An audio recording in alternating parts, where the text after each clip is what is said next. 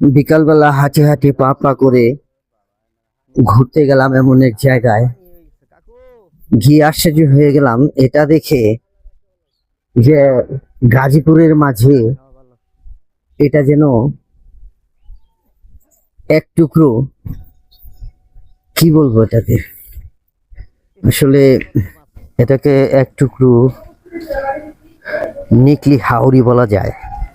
যেরকম আপনারা দেখেন যে কিশোরগঞ্জ মিঠামই যে নিকলি হাওর, আমার কাছে মনে হলো এটা যেন এক টুকরো নিকলি হাওর। এই বৃষ্টির পানি জমে এই অবস্থা হয়েছে গাজীপুরে।